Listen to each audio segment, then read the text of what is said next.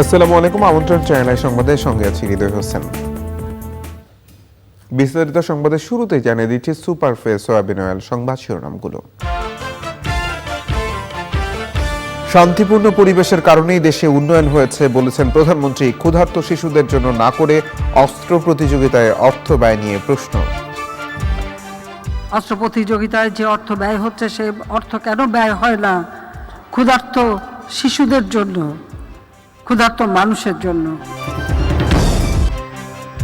আওয়ামী লীগকে আক্রমণকারী সাজাতে চায় বিএনপি। অভিযোগ, কাদেরের অবাধ সুষ্ঠু নির্বাচন নীতিতে সরকার অটল বলে মন্তব্য। বরিশালে সুষ্ঠু নির্বাচনের প্রশাসন ও আইন শৃঙ্খলা বাহিনীকে প্রস্তুত থাকতে নির্দেশ। মার্কিন ভিসা নীতির সঙ্গে গাজীপুরের ভোটের সম্পর্ক নেই মন্তব্য। তুরস্কের প্রেসিডেন্ট নির্বাচনে রিসেপ তাইয়েব এরদোয়ান জয়ী। 52.15% ভোট পেয়ে নির্বাচিত।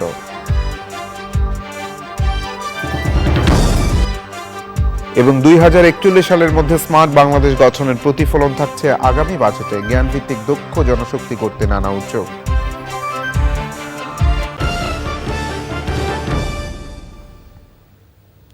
সংবাদ শিরোনামগুলো জানাচ্ছিলাম। এখনকার সংবাদ আয়োজন একই সঙ্গে চ্যানেলের ইউটিউব চ্যানেল এবং চ্যানেলের ওটিটি প্ল্যাটফর্ম আই স্ক্রিনে লাইভ স্ট্রিম হচ্ছে।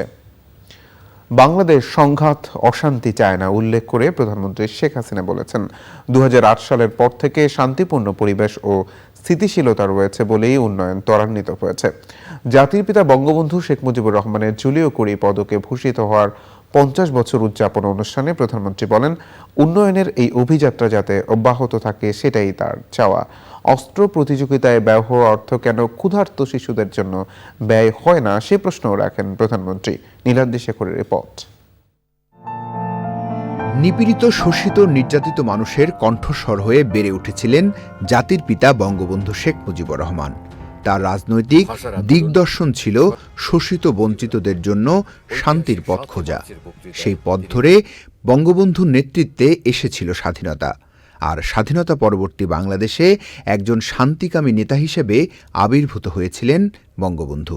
বিশ্ব মানবতায় অসামান্য অবদান রাখায় বঙ্গবন্ধুকে জুলিও কুরি পদকে ভূষিত করা হয়। স্বাধীন বাংলাদেশে বঙ্গবন্ধুর প্রথম কোনো আন্তর্জাতিক সম্মাননার 50 বছর পূর্তি উদযাপন অনুষ্ঠানে যোগ দেন প্রধানমন্ত্রী শেখ হাসিনা। অনুষ্ঠানে 10 টাকা মূল্যমানের স্মারক ডাকটিকিট ও খাম উন্মোচন করেন প্রধানমন্ত্রী। আজকে সারা বিশ্বব্যাপীও যে অবস্থা আমরা দেখছি, সেখানে আমরা চাই যে শান্তির মাধ্যমে, আলোচনার মাধ্যমেই সমস্যার সমাধান হোক। আমরা তো পেরেছি, আমাদের পার্বত্য চট্টগ্রাম শান্তি চুক্তি আমরা করেছি আলোচনার মাধ্যমে। তাহলে কেন আজকে এই অস্ত্র প্রতিযোগিতা? অস্ত্র প্রতিযোগিতায় যে অর্থ ব্যয় হচ্ছে সেই অর্থ কেন ব্যয় হয় না ক্ষুধার্ত শিশুদের জন্য, ক্ষুধার্ত মানুষের জন্য? যেখানে এই অস্ত্র প্রতিযোগিতার কারণে হাজার হাজার শিশু, নারী মানবেতর জীবন যাপন করছে সারা বিশ্বব্যাপী। আমরা আশ্রয় দিয়েছি রোহিঙ্গাদের, তারাও নির্যাতনের শিকার হয়েছিল। কাজে আমরা চাই বিশ্বে শান্তি ফিরে আসুক, কোনো রকম এই অশান্তি যেন না আসে। পিতার দেখানো পথে শান্তি প্রতিষ্ঠার কথা উল্লেখ করে বঙ্গবন্ধু কন্যা বলেন, শান্তিপূর্ণ পরিবেশই অর্থনৈতিক মুক্তির সহায়ক। আজকে যে বাংলাদেশের পরিবর্তনটা হয়েছে আর্থসামাজিক ক্ষেত্রে, সেটা একমাত্র যেহেতু 2008 নির্বাচনে জয়ী হয়ে 2009 সরকার গঠন করে এই দীর্ঘ সময় একটা শান্তিপূর্ণ পরিবেশ ছিল বলেই এই অর্জন করা সম্ভব হয়েছে। এটা সবাইকে মনে রাখতে হবে। একটা স্থিতিশীল পরিবেশ আছে বলেই এটা সম্ভব হয়েছে। কাজে একটা শান্তিপূর্ণ স্থিতিশীল পরিবেশ মানুষকে অর্থনৈতিক মুক্তি অর্জনের সহায়ক। দারিদ্র্যমুক্ত, উন্নত, সমৃদ্ধ বাংলাদেশ গড়ে তোলার পথে আমরা যথেষ্ট অগ্রগামী এবং এই অভিযাত্রা আমাদের অব্যাহত থাকবে। বঙ্গবন্ধু শান্তি পুরস্কার নামে একটি পুরস্কার প্রবর্তনের উদ্যোগ নেওয়া হবে বলেও জানান প্রধানমন্ত্রী শেখ হাসিনা। Niladri Shekhar, channel I, Dhaka. নিজেদের প্রার্থী না থাকলেও গাজীপুরের মতো অন্য 4 সিটি কর্পোরেশনে সমর্থকদের ভোটে সরকারি দলের প্রার্থীকে পরাজিত করার রণকৌশল ঠিক করছে বিএনপি। সরাসরি এই কথা স্বীকার না করলেও বিএনপি নেতারা বলছেন, নির্বাচনে অংশ না নিলেও পরোক্ষভাবে তাদের একটি ভূমিকা থাকে। তবে স্থানীয় নির্বাচন আর জাতীয় নির্বাচনে এক নয় উল্লেখ করে তারা বলেছেন, নিরপেক্ষ তত্ত্বাবধায়ক সরকারের অধীনে জাতীয় নির্বাচন তাদের মূল দাবি। রাহুল রয়ের রিপোর্ট।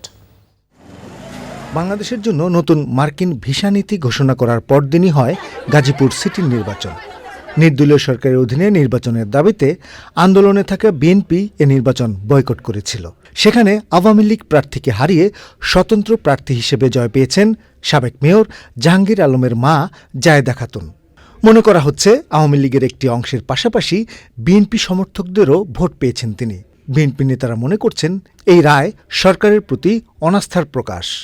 তিনি সরকারি দলের আওয়ামী লীগের নমিনি, সেজন্য তাকে পরাজিত করতে হবে, এটা গাজীপুরের অধিকাংশ বিরোধী রাজনৈতিক শক্তির জনগণ চেয়েছে, সেটা তারই প্রতিফলন ঘটেছে সেখানে। এখন এরকম হবে সারা দেশের নির্বাচনে যারা বিরোধী হিসেবে আওয়ামী লীগের বিরুদ্ধে যথাযথ শক্তি নিয়ে দাঁড়াতে পারবে, রাজনৈতিক শক্তি নিয়ে তারা জয়লাভ করবে। আওয়ামী লীগের প্রতি মানুষের একটা বিরূপ এখন প্রভাব পড়তেছে ভোটের ময়দানে, সেটা তো গাজীপুর এই সিটি কর্পোরেশন নির্বাচন ভালোভাবেই প্রমাণ করে। মেয়র নির্বাচন দলীয় প্রতীক হলেও কাউন্সিলর নির্বাচনে দলীয় প্রতীক ছিল না। গাজীপুরে ২৭ জন নেতাকে বহিষ্কার করার পরও নির্বাচন করে নির্বাচিত হয়েছেন বিএনপির বেশ কয়েকজন প্রার্থী। সব মিলিয়ে প্রশ্ন ওঠে, এই নির্বাচনগুলোতে বিএনপি অংশ না নিলেও কোনোভাবে তাদের প্রভাব থাকে কিনা। একজন বিএনপি করুক, আওয়ামী লীগ করুক, আপনার পাশের বাড়ির লোক দাঁড়াইছে, আপনার চাচা হয়, মামা হয়, আপনি ভোট দিতে গেছেন, সেখানে ভোটারের গায়ে তো আর লেখা নেই কোনটা আওয়ামী লীগ বিএনপি। ওই পরোক্ষ প্রভাবের কারণেও আপনি দেখেন গাজীপুর ইলেকশনে কি হলো। তো সেজন্য আমি মনে করি দেশের জন্য, আওয়ামী লীগের জন্য, সবার জন্য এটা যত সত্তর দেশে একটা ভালো অবাধ সুষ্ঠু গ্রহণযোগ্য নির্বাচন হয়, ততই দেশের জন্য মঙ্গলজনক। যেখানে জাতীয় সংকট, জাতীয় সমস্যার সমাধানের জন্য বিএনপি লড়াই করছে, সেখানে এইসব আঞ্চলিক নির্বাচনগুলো দিয়ে এটা গোলকধাঁধা সৃষ্টি করছে, প্রশ্নের সৃষ্টি করছে, কিন্তু সেটা শেষ পর্যন্ত সে প্রশ্ন থাকবে না। বিএনপি নেতারা বলেছেন, সিটি কর্পোরেশন নির্বাচনগুলোতে যাই হোক না কেন, নির্দলীয় তত্ত্বাবধায়ক সরকারের অধীনে নির্বাচনের জন্য তারা আন্দোলন চালিয়ে যাবেন। Rahul Roy, channel I, Dhaka. বিএনপি আওয়ামী লীগকে আক্রমণকারী সাজাতে চায় উল্লেখ করে দলের নেতাকর্মীদের আক্রমণকারী না হবার নির্দেশ দিয়েছেন আওয়ামী লীগের সাধারণ সম্পাদক ওবায়দুল কাদের। দলের যৌথ সভায় ওবায়দুল কাদের বলেন, বিএনপি প্রকাশ্যে নির্বাচনকে বাধা দেওয়ার ঘোষণা দিয়েছে, তাই তারা ক্ষমতা এলে গণতন্ত্র ধ্বংস হবে, দুর্নীতিতে আবারও বিশ্ব চ্যাম্পিয়ন হবে। ওবায়দুল রশিদের রিপোর্ট। বঙ্গবন্ধু এভিনিউয়ে আওয়ামী লীগের কেন্দ্রীয় কার্যালয়ে সম্পাদক মণ্ডলীর সাথে ঢাকা মহানগর উত্তর দক্ষিণ আওয়ামী লীগ এবং সহযোগী সংগঠনের সভাপতি সাধারণ সম্পাদকদের সাথে যৌথ সভায় আওয়ামী লীগের সাধারণ সম্পাদক ওবায়দুল কাদের বলেন, বর্তমান সরকারের বিদেশে কোনো প্রভু নেই, বন্ধু রয়েছে। বাংলাদেশে ফ্রি ফেয়ার নির্বাচনে যারা বাধা দেবে তাদের বিরুদ্ধে বিচার নীতি প্রয়োগ। বাধা দেওয়ার তো বিএনপি, তারা ঘোষণা করেই বাধা দিচ্ছে।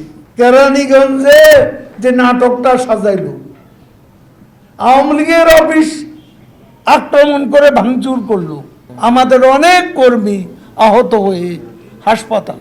আমরা শান্তিপূর্ণ নির্বাচন চাই, সেই জন্য শান্তি সমাবেশ। আর আমি আপনাদেরকেও বলবো, কোনো অবস্থাতেই আক্রমণকারী হবেন না। তারা এখন চাইছে বিএনপি যে কোনোভাবে দেখাতে যে আমরা আক্রমণকারী। আওয়ামী লীগ সাধারণ সম্পাদক বলেন, বর্তমান সরকারের নীতি অবাধ সুষ্ঠু নির্বাচন, তাই দেশের মানুষ ভোট দিলে আওয়ামী লীগ ক্ষমতায় থাকবে, আর যদি ভোট না দেয় তবে সরকারের পরিবর্তন হবে। আমাদের শপথ দিতে হবে, স্বাধীন বাংলাদেশে, মুক্তিযুদ্ধে বাংলাদেশে আমরা যে অপশক্তি আমাদের সহস্র মায়ের কোল খালি করেছে, যে অপশক্তি এই দেশকে রক্তে রক্তে রক্তের দরিয়া বানিয়েছে, যেই অপশক্তি এই দেশে লাশে লাশে লাশের পাহাড় সৃষ্টি করেছে, সেই অপশক্তির হাতে এই স্বাধীন বাংলাদেশের ক্ষমতা আমরা তুলে দিতে পারি না। জাতীয় সংসদ নির্বাচনকে সামনে রেখে দলের নেতাকর্মীদের ঐক্যবদ্ধ হবার আহ্বান জানিয়ে ওবায়দুল কাদের বলেন, মনোনয়নের আগ পর্যন্ত প্রার্থীরা একসাথে নৌকা প্রতীকের জন্য ভোট চাইবে এবং পরবর্তীতে মনোনীত প্রার্থীর পক্ষে কাজ করবে। সেই জন্যই ওবায়দুল রশিদ, চ্যানেল আই, ঢাকা। প্রধান নির্বাচন কমিশনার কাজী হাবিবুল আউয়াল বলেছেন, নির্বাচনের দিন অবাধ, সুষ্ঠু ও নিরপেক্ষ পরিবেশ বজায় রেখে যে কোনো পরিস্থিতি মোকাবেলায় প্রশাসন এবং আইনশৃঙ্খলা বাহিনীকে প্রস্তুত থাকতে হবে। জেলা প্রশাসন, জেলা ম্যাজিস্ট্রেট, সেই সাথে পুলিশ কমিশনারকেও বিশেষ দায়িত্ব পালন করতে হবে। রোববার বিকেলে বরিশাল সার্কিট হাউস মিলনায়তনে প্রশাসন ও আইনশৃঙ্খলা বাহিনীর কর্মকর্তাদের নিয়ে অনুষ্ঠিত মতবিনিময় সভায় তিনি এসব কথা বলেন। বরিশাল সিটি নির্বাচন উপলক্ষে জেলা প্রশাসনের আয়োজনে ওই সভায় প্রধান নির্বাচন কমিশনার বলেন, নির্বাচনী আচরণ বিধি মেনে সবাই কাজ করছেন কিনা তা গুরুত্বপূর্ণ।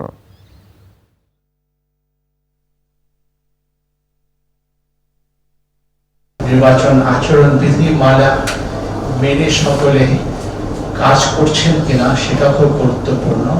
সুস্থ, অবাধ ও নিরপেক্ষ ভোটের জন্য এই জিনিসগুলো কিন্তু গুরুত্বপূর্ণ অনুষঙ্গ, সেগুলো নিশ্চিত করতে হবে। সেগুলো আমরা আজকে মত বিনিময় করব এবং যারা আছেন কাজ করতে তাদের মতামত আমরা প্রথম শুনবো এবং আমরা কমিশনের পক্ষ থেকে আমাদের যে নির্দেশনা, যে পরামর্শ, সেগুলো আমরা স্পষ্ট করে জানিয়ে দেব। মার্কিন ভিসা নীতির সঙ্গে গাজীপুর সিটি কর্পোরেশনের সুষ্ঠু ভোটের কোনো সম্পর্ক নেই বলে স্পষ্ট জানিয়ে দিয়েছেন নির্বাচন কমিশনার মোহাম্মদ আলমগীর। তিনি বলেন, ভোট সুষ্ঠু করার দায়িত্ব ইসির, এতে মার্কিন ভিসা নীতির কোনো ক্রেডিট নেই। সুষ্ঠু ভোটের জন্য ইসির আইন এবং সংবিধানই যথেষ্ট বলেও জানান তিনি। রিপোর্ট সময় ইসলামের। শুধু দেশ নয়, বিদেশিদের কাছেও গাজীপুরের ভোট মডেল নির্বাচনের উদাহরণ হয়ে থাকবে, একথা আগেই বলেছিল ইসি। দেশের সবচেয়ে বড় সিটি নির্বাচন শান্তিপূর্ণভাবে শেষ করা এবং নির্বিঘ্নে ভোটারদের কেন্দ্রে আনার পরিবেশ তৈরি করা ছিল ইসির জন্য প্রধান চ্যালেঞ্জ। তবে গাজীপুর সিটি ভোটের একদিন আগে দেশের গণতন্ত্র এবং নির্বাচন নিয়ে মার্কিন যুক্তরাষ্ট্রের ভিসা নীতি ঘোষণায় নানা মহলে নানা প্রশ্ন তৈরি হয়। কেউ কেউ এমনও বলছে, মার্কিন ভিসা নীতির প্রভাবেই গাজীপুরে সুষ্ঠু ভোট হয়েছে। তবে ইসি মনে করে, গাজীপুর সিটি নির্বাচনের মাধ্যমে নির্বাচন কমিশন, সরকার ও ভোটারদের ভাবমূর্তি উজ্জ্বল হয়েছে। ভিসা নীতিটা কি হয়েছে না হয়েছে আমরা এখনো দেখার সময় পাইনি। আমরা নির্বাচন নিয়ে এত ব্যস্ত ছিলাম যে যেদিন আমাদের নির্বাচন, তার আপনারা বলতেছেন যে তার আগের দিন এটা, মানে অর্থাৎ নির্বাচনের দিন এটা প্রকাশ পেয়েছে পত্রিকায়, তো তখন তো অলরেডি নির্বাচন শুরু হয়ে গেছে এবং তার আগে প্রসেস সমস্ত হয়ে গেছে। তাহলে ওটার প্রভাব এখানে কিভাবে আসবে? ওটা যদি হতো যে না আগে ঘোষণা দিয়েছে, আমরা দেখেছি, আমরা তো ওটা দেখিনি, পড়ার সময় পাইনি, মাঠে ভোট চলছে, তো ওটার প্রভাব কেমন পড়বে? মানুষ কি তখন ওই ভিসা নীতি পড়েছে নাকি তারা কেন্দ্রে যে লাইন দিয়ে ভোট দিয়েছে? তো ভিসা নীতি আমরা যে হয়েছে এটা তো জানিই না, আমরা তো পরের দিন জানতে পেরেছি যে ভিসা নীতি, এবং আপনাদের টেলিভিশনে দেখেছি। নির্বাচন তার আগেই হয়ে গেছে। আগামী জাতীয় নির্বাচনে সব রাজনৈতিক দল যেন অংশ নিতে পারে, সেই ক্ষেত্র তৈরি করা হচ্ছে বলে জানালেন এই কমিশনার। খালি গাজীপুর কেন, আমাদের যতগুলো নির্বাচন, আমাদের এই কমিশন যতদিন আমরা আছি, প্রত্যেকটা নির্বাচন একই মানের করার চেষ্টা করব। প্রথম দিন থেকে বলছে আমাদের কেউ চাপ দেয় না, আমরা কার কাছে চাপ নেইও না। সরকার কি থাকবে সেটা রাজনৈতিক বিষয়। আমরা প্রথম থেকেই মুক্ত অবস্থায় আছি, ইনশাল্লাহ শেষ পর্যন্ত মুক্ত থাকবো।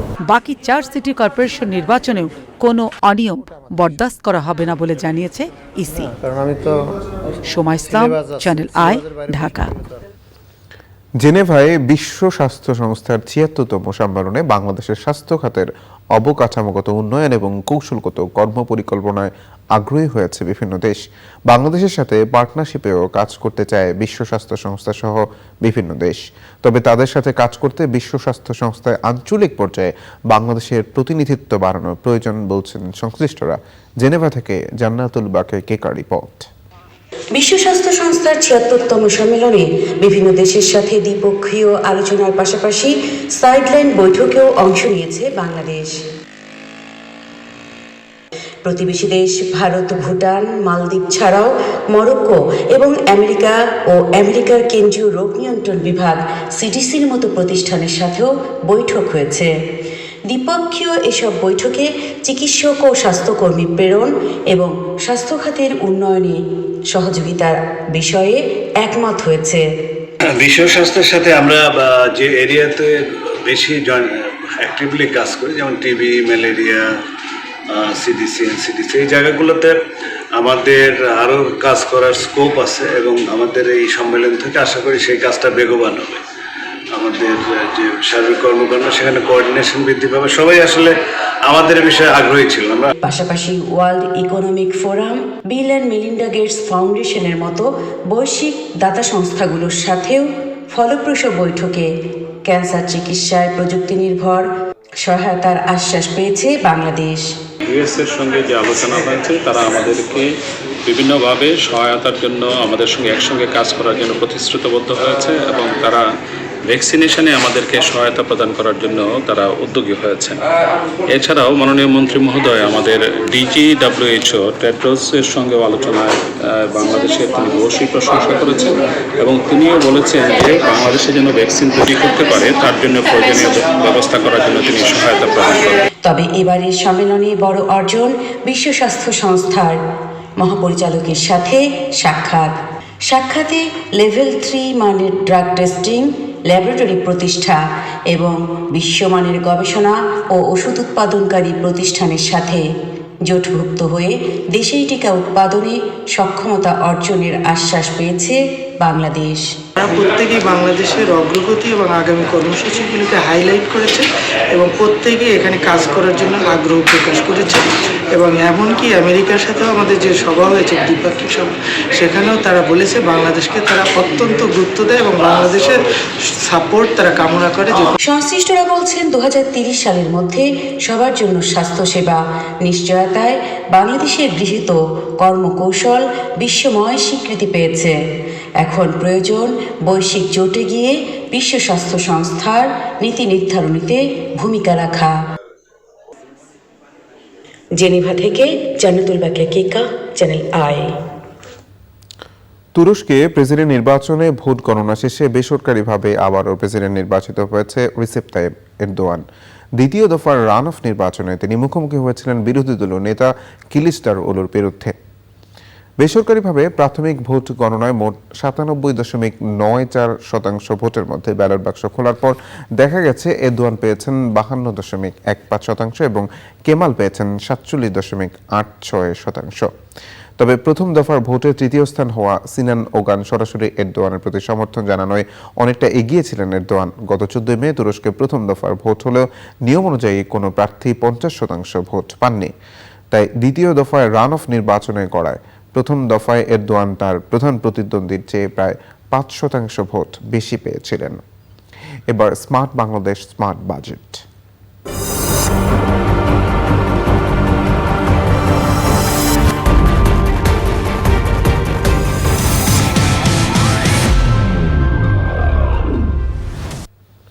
ডিজিটাল বাংলাদেশ বাস্তবায়নের ধারাবাহিকতায় 2041 সালের মধ্যে স্মার্ট বাংলাদেশ করার প্রতিশ্রুতি দিয়েছে সরকার। সে লক্ষ্যে এরই মধ্যে কাজ শুরু করেছে, বাজেটেও থাকবে তার প্রতিফলন। পরিকল্পনা মন্ত্রী এম এ মান্না জানিয়েছেন, স্মার্ট বাংলাদেশ করতে শিক্ষা, স্বাস্থ্য, তথ্য প্রযুক্তি, বিদ্যুৎ ও কৃষি খাতে বাজেটে বিশেষ গুরুত্ব দেওয়া হতে পারে। জ্ঞানভিত্তিক দক্ষ জনশক্তি গড়ে তুলতে থাকবে নানা উদ্যোগ। পরাগ আজিমের report.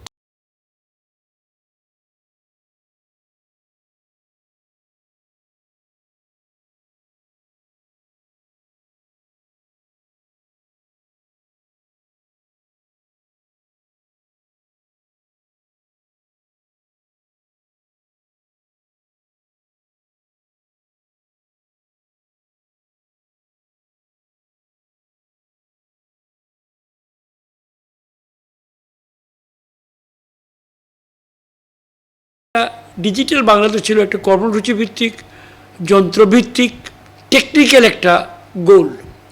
Smart Bangladesh technical plus একটা দৃষ্টিভঙ্গির বিষয়। এই বাজেটে আমরা তাহলে বলছেন যে স্মার্টের দিকে কীভাবে যাওয়ার সহায়তা করছি। আমরা ব্যয় করব শিক্ষায়, আরও বেশি টেকনিক্যাল এডুকেশন দরকার।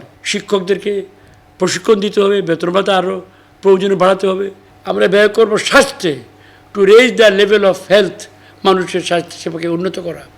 আমরা ব্যয় করব কৃষিতে, যাতে আমাদের খাদ্যের অভাব কমে আসে, করে খাদ্য বেশি থাকে, বিদ্যুৎকে টেকসই করতে হবে, তাই বিদ্যুতের বিশাল বাজেট আছে, 10টা বড় খাত আমাদের আছে।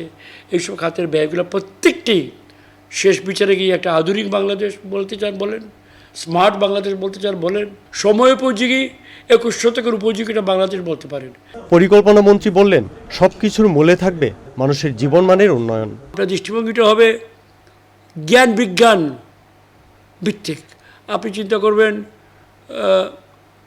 ধরুন ওষুধ, ধরুন আপনার ব্যবহারের জিনিসপত্র, খাদ্য, বাসস্থান, চলাচলের যন্ত্রপাতি, প্রতিটি ক্ষেত্রে আপনি চাইবেন সর্বোচ্চ মানের, সবচেয়ে নির্ভরশীল, সহায়ক যন্ত্রপাতি ব্যবহার করবেন। আপনি মানসিকভাবে এটিউন্ড হবেন পৃথিবীর মানবজাতির যে সকল উচ্চ পর্যায়ে যারা গেছে ইতিমধ্যে আমাদের আগে, তারা যে পর্যায়ে তাদের জীবনমানকে নিয়ে গেছে, জীবনমান, বাড়িঘরে আমরা কীভাবে থাকি, সেই দিকে যেতে হবে।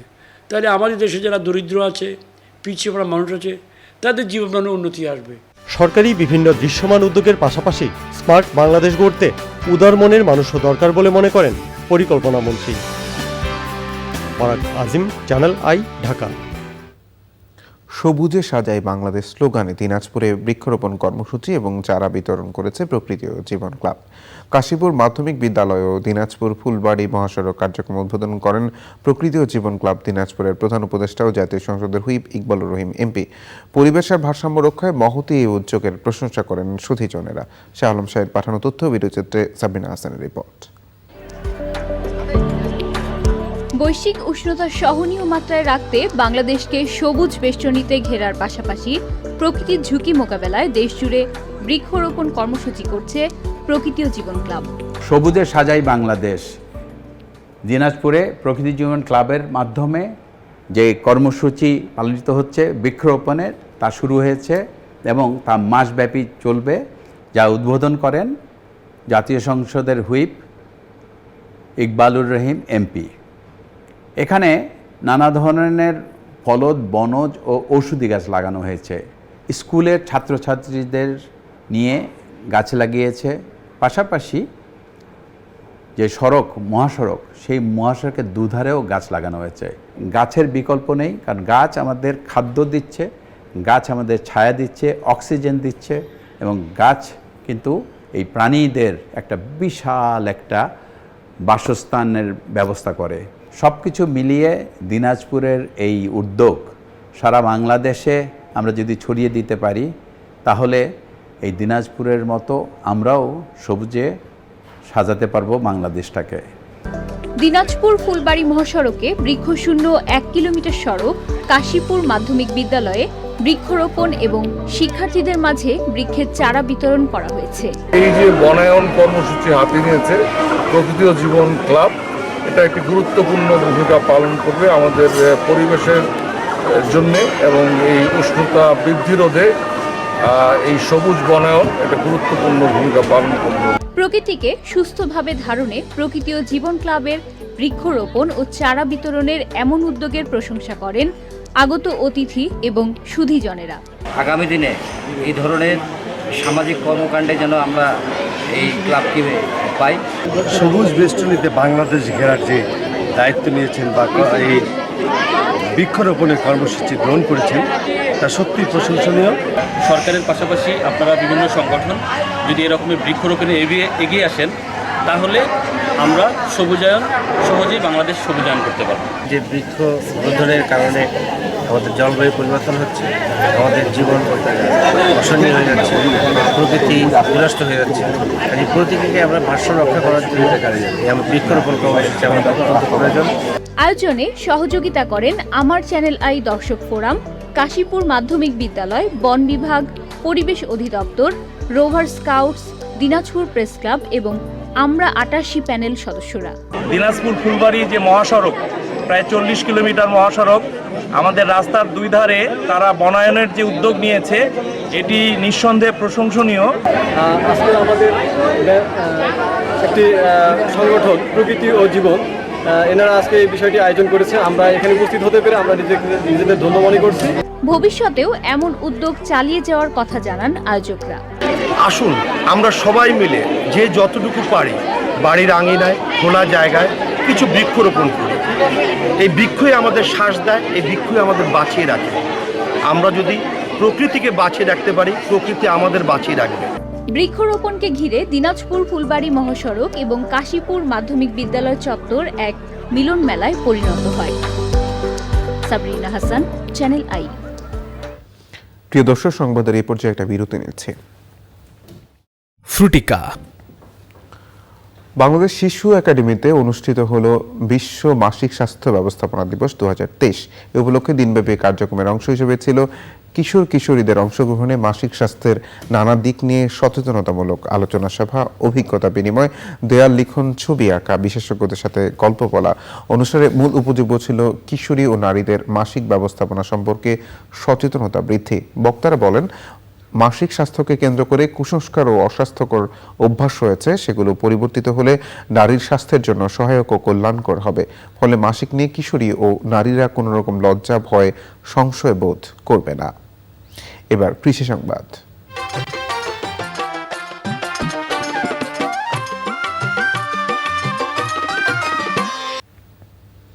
সিরাজগঞ্জে এবার বোরো ধান কাটার আধুনিক যন্ত্র কম্বাইন্ড হারভেস্টার ব্যবহার করছেন কৃষক।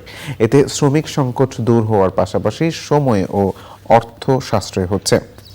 মাঠ পর্যায়ে কৃষিকে যান্ত্রিকীকরণ, শ্রমিক সংকট নিরসন ও প্রাকৃতিক দুর্যোগ মোকাবেলায় সহায়তা দিচ্ছে কৃষি বিভাগ। এখন দেখবেন প্রকৃতি সংবাদ।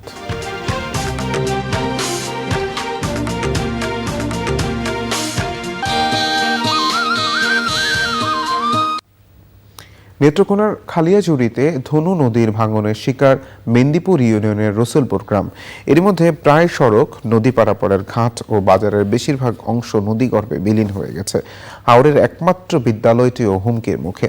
স্থানীয়দের অভিযোগ, অপরিকল্পিতভাবে নদীর বাঁক সোজা করতে গিয়ে এই পরিস্থিতি হয়েছে। এবার পপুলার লাইফ ইন্স্যুরেন্স বাণিজ্য সংবাদ।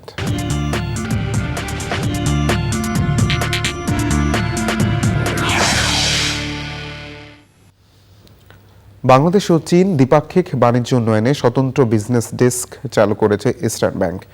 এই বিজনেস ডেস্ক থেকে বাণিজ্য ও বিনিয়োগ সংক্রান্ত ওয়ান স্টপ সলিউশন দেওয়া হবে। সন্ধ্যায় রাজধানীর গুলশানে ব্যাংকের প্রধান কার্যালয়ে বিজনেস ডেস্কের উদ্বোধনী অনুষ্ঠানে পরিকল্পনা মন্ত্রী এম এ মান্নান জানান, বাংলাদেশ ও চীনের বন্ধুত্বের শুরুটা বাংলাদেশের জন্ম থেকেই। অনুষ্ঠানে উপস্থিত ছিলেন বিসিসিআই সভাপতি মোহাম্মদ জসিমউদ্দিন, চীনা দূতাবাসের ইকোনমিক ও কমার্শিয়াল কাউন্সিলর সং ইয়াং সহ অন্যরা উপস্থিত ছিলেন।